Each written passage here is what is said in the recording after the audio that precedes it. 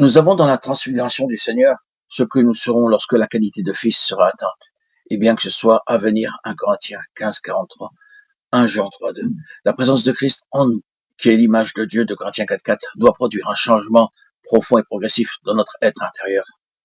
Tu es mon fils bien-aimé, en toi j'ai mis toute mon affection. Luc 3:22.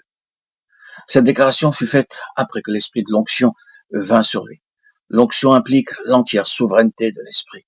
Ceci nous enseigne que nous parvenons à l'état de fils sous l'entière souveraineté de l'esprit comme Seigneur, et comme la qualité du fils fut mise à l'épreuve selon le plan du Père. Cette qualité de fils se développera en nous par le moyen de l'épreuve. Pourquoi ces épreuves auxquelles fut soumis le Fils de Dieu? Dans sa première lettre, Jean déclare: le Fils de Dieu est venu pour détruire les œuvres du diable. 1 Jean 3:8. Comment les a-t-il détruites? Tout d'abord, jour après jour, il eut à maintenir une ligne sans déviation, pour être gouverné par la seule pensée d'accomplir la seule volonté de Dieu, sous le gouvernement de Dieu, par son esprit. Car il avait à satisfaire les exigences divines, et ne pouvait s'en écarter d'un cheveu. Aussi Satan ne put jamais ouvrir une brèche en lui. Et finalement, l'ennemi fut entièrement défait à la croix, Colossiens 2:15. Ainsi, l'ordre divin ayant été maintenu en Christ rendait possible la reconstitution de l'homme et son acheminement à l'état de fils par le moyen de l'épreuve.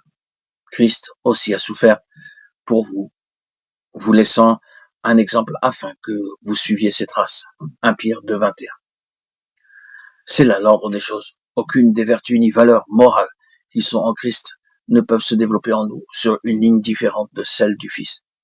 Il fut élevé à la perfection par les souffrances. Il a appris, bien qu'il soit fils, l'obéissance par les choses qu'il a souffertes. Hébreux 2:10. 5, 7, 8.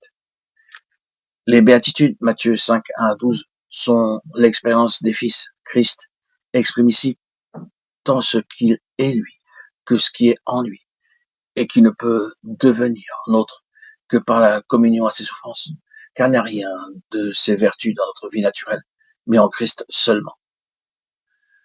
Nous ne pouvons connaître le Seigneur de manière vivante qu'en marchant dans les voies de Dieu. Il n'y a en nous ni douceur, ni humilité, ni sens de justice, et cependant nous sommes appelés à les manifester. L'Église, qui est une avec sa tête, est appelée à partager ses souffrances. Pour chaque valeur et chaque vertu morale de la tête, nous aurons à passer dans une certaine mesure par le même chemin qu'a suivi Christ. C'est dans chaque épreuve à laquelle il eut à faire face que les perfections qui étaient en lui furent manifestées. Il fut amené à la perfection, non qu'il n'était pas parfait, il l'était, mais ce furent par les épreuves que se manifestèrent les perfections de la nature divine qui était en lui. Et il ne saurait en être autrement pour l'Église.